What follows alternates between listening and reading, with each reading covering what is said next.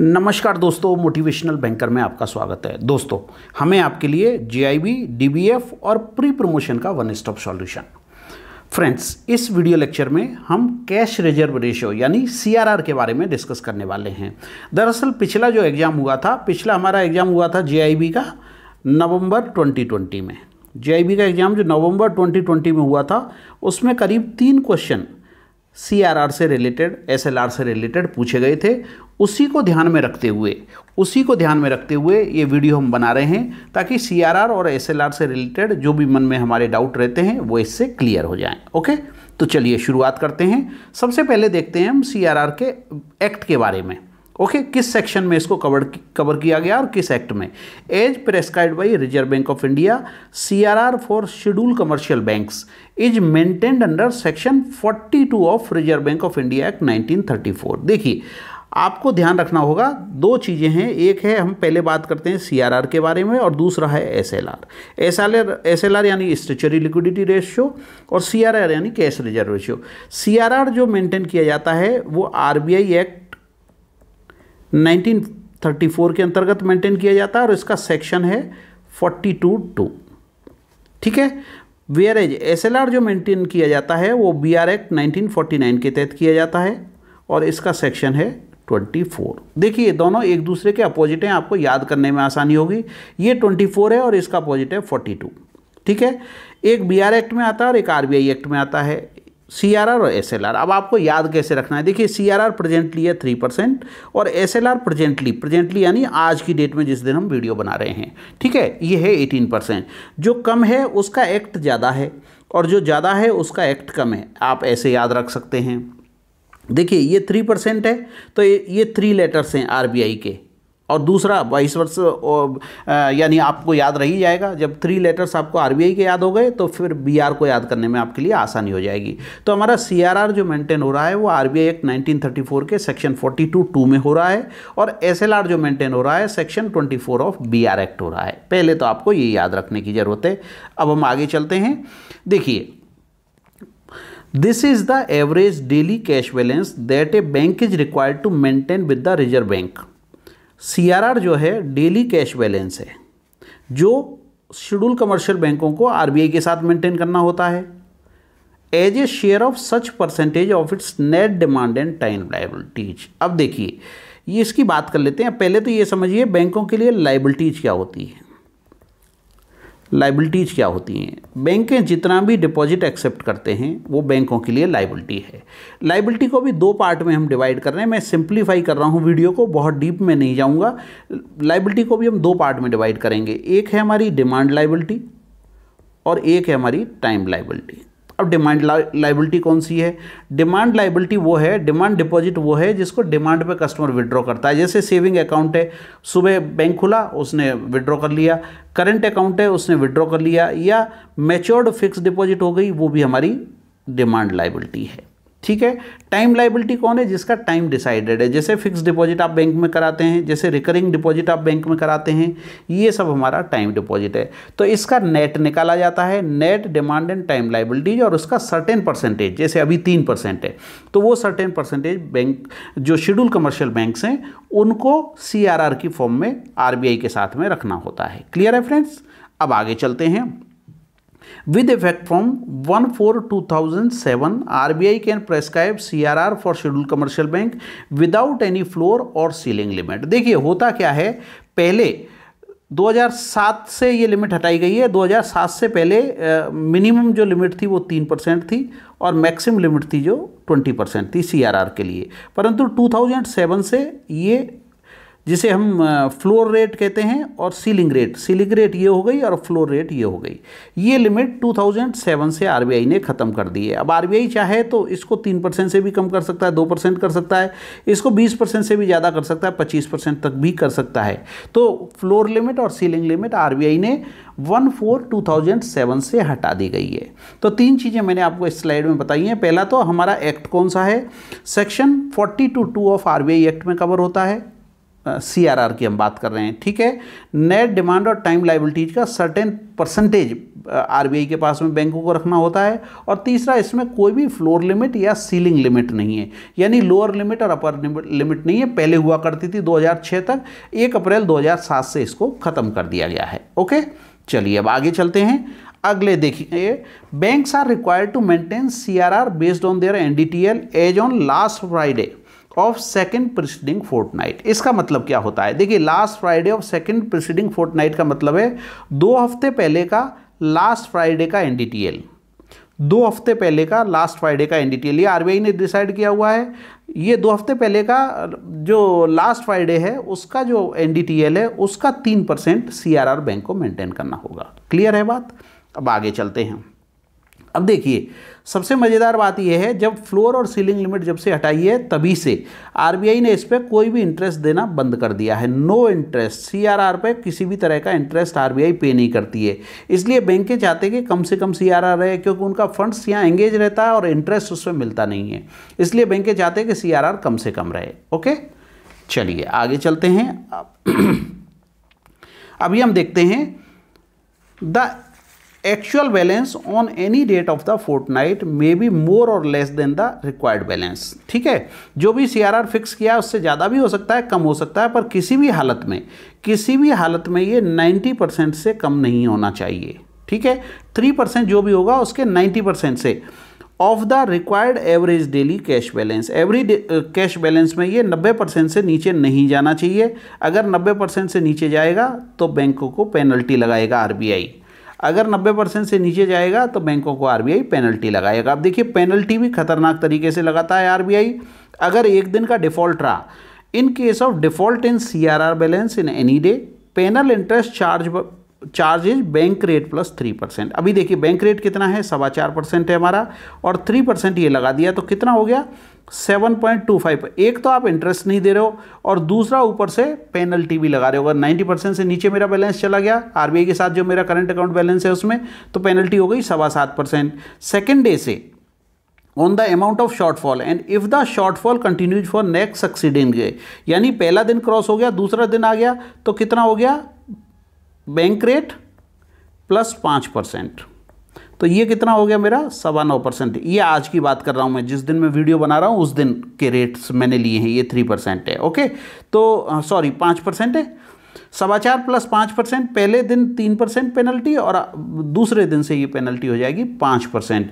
यानी कि एक तो इंटरेस्ट आप मुझे नहीं पे कर रहे हो और दूसरा मेरे ऊपर पेनल्टी भी हैवी लगा रहे हो। तो बैंकों को CRR मेंटेन करने में काफ़ी इस तरह से अगर आप देखें तो दिक्कत है। 90% से नीचे चला गया तो RBI पेनल्टी डालना शुरू कर देती है। First day bank rate plus 3% penalty लेगी और सब्सिक्वेंट डे में बैंक रेट प्लस 5% की पेनल्टी RBI चार्ज करता है। ठीक है, अभी देखिए, इतना ही नहीं है, अगर ये डिफ़ॉल्ट और बढ़ता है, in case of default in maintenance of average CRR during fortnight, ठीक है, तो पेनल इंटरेस्ट कितना हो जाएगा? अगर ये फोर्टनाइट से भी ऊपर जाता है तो 25% तक का, 25% तक का पेनल इंटरेस्ट RBI चार्ज करता है। आप देखिए, 7.25% से शुरू हुआ, 9.25% तक गया और 9.25 से 25% तक पेनल्टी। अब देखिए, इसके पीछे पर्पज़ क्या है? इसके पीछे पर्पज़ ये है कि RBI क्या करना चाहता है। RBI इसके थ्रू जो है मॉनेटरी कंट्रोल करता है। RBI जो है मॉनेटरी स्टेबिलिटी के लिए CRR मेंटेन करता है। एक तो इन्फ्लेशन को कंट्रोल करना और मॉनेटरी स्टेबिलिटी बनाना। तो बैंकों पे जब तक कंट्रोल नहीं होगा, अगर बैंकों पे किसी तरह की पेनल्टी के प्रोविजंस नहीं होंगे तो बैंकें प्रॉपरली इसको मेंटेन नहीं करेंगे। आपने देखा जैसे यस बैंक की स्थिति हुई, ऐसी स्थिति से बचने के लिए भी RBI अपने पास में कुछ कैश बैलेंस रखना चाहता है बैंकों का। बैंकों को खुली छूट में RBI नहीं देना चाहता, इसलिए RBI ने इसमें पेनल्टी के भी प्रोविजन रखे हुए हैं। आप देखिए, 7.25 से शुरू होकर पेनल्टी 9.25 तक पहुंची। और in case of default in maintenance of average CRR during fortnight में एवरेज CRR मेंटेन नहीं हुआ तो 25% तक भी ये पेनल्टी हो सकती है। ओके, आगे देखिए, CRR to be reported to RBI through form A। Simple है, ये तो कोई बात नहीं है। फॉर्म A होता है जिसके थ्रू RBI को, बैंकों को जो है रिपोर्ट करना होता है कि CRR कितना है उनके पास में, to be sent fortnightly to the RBI। अब आगे चलते हैं, थोड़ा मैकेनिज्म समझते हैं इसका। देखिए मैंने जैसा बताया सीआरआर और एसएलआर लिक्विडिटी मेंटेन करने के लिए और सॉल्वेंसी बैंकों की मेंटेन करने के लिए, ताकि बैंकों में सॉल्वेंसी बने रहे, कैश की लिक्विडिटी उनके पास में बैंकों में बनी रहे। इसके अलावा आरबीआई सीआरआर और एसएलआर के थ्रू इन्फ्लेशन को भी मेंटेन करता है। अब देखिए कैसे मेंटेन करता है उसको हम समझने की कोशिश करें। समझिए ये एक बैंक है आपका और ये रिजर्व बैंक ऑफ इंडिया है। अब समझिए बैंक को एक 100 करोड़ रुपए का डिपॉजिट मिला, चाहे वो सेविंग में आया या करंट अकाउंट में आया या एफडी में आया, उससे हमको फ़र्क नहीं पड़ रहा। एनडीटीएल है तो एनडीटीएल में सभी आ जाते हैं। माना बैंक को 100 करोड़ रुपए का डिपॉजिट मिला। अब आरबीआई ने क्या किया, बैंक से बोला कि 3% तो हमको आप सीआरआर की फॉर्म में जमा कर दो, ठीक है। इसके अलावा देखिए 1 सेकेंड, मैं एक और बैंक ले लेता हूँ यहाँ पर, ये तीसरा, ठीक है। अब देखिए माना 100 करोड़ रुपए का बैंक को डिपॉजिट मिला। 100 करोड़ में से आरबीआई ने बोला कि आप 3% पैसा, 3% हमारे पास डिपॉजिट कर दीजिए। तो 3% तो चला गया आरबीआई में। अभी 18% बैंक को एसएलआर की फॉर्म में मेंटेन करना है। एसएलआर ये तो हो गया आपका सीआरआर 3% और 18% जो आज की बात कर रहा हूं मैं, एसएलआर आपको बैंक में। अब देखिए सीआरआर तो आपको कैसे रखना है, कैश या इक्विवेलेंट, कैश या इक्विवेलेंट, ठीक है। एसएलआर आपको कैसे रखना है, कैश की फॉर्म में या गोल्ड की फॉर्म में या गवर्नमेंट सिक्योरिटीज की फॉर्म में। ये बैंक के पास ही रहता है एसएलआर का पैसा, परंतु सीआरआर जो है आरबीआई में जमा करना होता है। आरबीआई में करंट अकाउंट होता है हर बैंक का, उसमें सीआरआर बैंक को मेंटेन करना होता है। अब आप देखिए माना इनको 100 करोड़ डिपॉजिट मिला तो 3 + 18 21% तो मेरा ब्लॉक हो गया। तो मेरे पास 21 करोड़ रुपया तो इसमें से चला गया आरबीआई सीआरआर और एसएलआर में। अब मेरे पास कितना बचा, 79 करोड़, ठीक है। अभी माना बैंक को 100 करोड़ रुपया मिला, उसमें से 21 करोड़ रुपया बैंक का ब्लॉक हो गया। सीआरआर पे कोई इंटरेस्ट नहीं मिल रहा है, यहाँ जरूर इंटरेस्ट मिलेगा। इस पे जो भी यील्ड आएगी एसएलआर पे गोल्ड में या गवर्नमेंट सिक्योरिटीज में वो तो बैंक को मिलेगी, परंतु वो भी कोई खास नहीं है। बैंक का इमीडिएट 21 करोड़ ब्लॉक हो गया, बैंक के पास बचा 79 करोड़। अब देखिए कैसे इससे इन्फ्लेशन को मेंटेन किया जाता है, हम ये भी देख लेते हैं। पहले मैं बैंक के ले लेता हूँ, ठीक है। अब देखिए अभी आप समझिए, जब मैं बात कर रहा हूँ पहले 1990 की, 1990 में सीआरआर हुआ करता था 15% के आसपास और एसएलआर हुआ करता था मैक्सिमम 38%। तो बैंकों के पास जो अवेलेबल फंड बचता था वो करीब बचता था 47%। अब जब 47% बचेगा तो बैंक के इंटरेस्ट रेट हायर चार्ज करेंगी, इंटरेस्ट रेट हायर चार्ज करेंगी। तो हायर जब इंटरेस्ट रेट चार्ज होगा तो ग्रोथ और इन्फ्लेशन आएगा नीचे। जब इंटरेस्ट रेट बहुत ज़्यादा होगा तो ग्रोथ का सवाल नहीं है, क्योंकि पैसा लोगों को मिलेगा नहीं। इन्फ्लेशन कम होगा ऑटोमेटिक, क्योंकि लोगों के पास खर्च करने के लिए पैसा नहीं है। अब देखिए आज की तारीख में 2021 में स्थिति क्या है। सीआरआर है सिर्फ 3%, एसएलआर है मात्र 18%, यानी 21% बचा बैंकों के पास 79%। अब 79% जब बैंकों के पास पैसा उपलब्ध है तो इसके कंपैरिजन में हम 1990 की और 21 की बात कर रहे हैं, तो रेट ऑफ इंटरेस्ट डाउन है। अभी आप देखेंगे हाउसिंग लोन आपको 6-6.5% में हाउसिंग लोन मिल जाएगा, यहाँ पर हाउसिंग लोन मिलता था आपको 13% में। ये इसी बात का फ़र्क है। अभी इससे क्या होता है, इससे ग्रोथ को फ़ायदा मिलता है। जैसे जैसे रेट ऑफ इंटरेस्ट कम होगा, बैंकों के पास लोनेबल फंड ज़्यादा रहेगा तो ग्रोथ बढ़ेगी। अब देखिए आरबीआई कैसे इन्फ्लेशन को इससे कंट्रोल करता है। आप समझिए सीआरआर है आरबीआई का, मैंने 1-2 एग्जाम्पल लिए हैं यहाँ पे, आप देखेंगे सीआरआर है 4% और एसएलआर है 20% माना, ठीक है। तो 24% पैसा यहाँ ब्लॉक हो गया। बैंक के पास इन्वेस्टेबल फंड रहा 76%, ठीक है। अभी देखिए 70% की कंपैरिजन में यहाँ पे कम हो गया बैंक के पास इन्वेस्टेबल फंड। बैंक के पास अवेलेबल फंड कम होगा तो बैंक के क्या करेंगे, रेट ऑफ इंटरेस्ट बढ़ा देंगे, क्योंकि बैंक को तो पैसा कमाना है अल्टीमेटली। अगर उनके पास पैसा कम है तो उनका जो फंड्स वो लेंड करेंगे वो थोड़ा कॉस्टली हो जाएगा, और जब रेट ऑफ इंटरेस्ट कम हो जाएगी तो लोन की डिमांड घटेगी। जब भी रेट ऑफ इंटरेस्ट कम होगा लोन की डिमांड घटेगी, लोन की डिमांड घटेगी तो मनी सप्लाई की भी डिमांड घटेगी। भाई खर्चा कम होगा ना, जब मुझे लोन कम मिल रहा है तो मैं खर्चा भी कम करूँगा, और खर्चा कम होगा तो डिमांड भी कम होगी, स्पेंडिंग कम होगी। जब मुझे लोन कम मिलेगा, मार्केट में पैसा कम आएगा, खर्चा कम होगा तो डिमांड भी कम होगी, और डिमांड कम होगी तो प्राइस भी डाउन होंगे, इन्फ्लेशन घटेगा, महंगाई इससे घटेगी। वाइस वर्सा देखिए, माना सीआरआर कर दिया 2% आरबीआई ने और एसएलआर कर दिया 15%, तो बैंक के पास 76 की कंपैरिजन में 83% अवेलेबल फंड हो गया। अब जब फंड्स बैंक के पास ज़्यादा है, फंड्स बैंक के पास ज़्यादा है तो बैंक क्या करेंगे, रेट ऑफ इंटरेस्ट डाउन कर देंगे। जब bank rate of interest down करेंगे तो लोन की डिमांड बढ़ेगी, लोग ज़्यादा लोन लेंगे क्योंकि रेट ऑफ इंटरेस्ट कम है। जिसको घर आज नहीं खरीदना, 6 महीने बाद खरीदना, वो भी कोशिश करेगा कि रेट ऑफ इंटरेस्ट कम हो गया तो घर खरीद लेते हैं।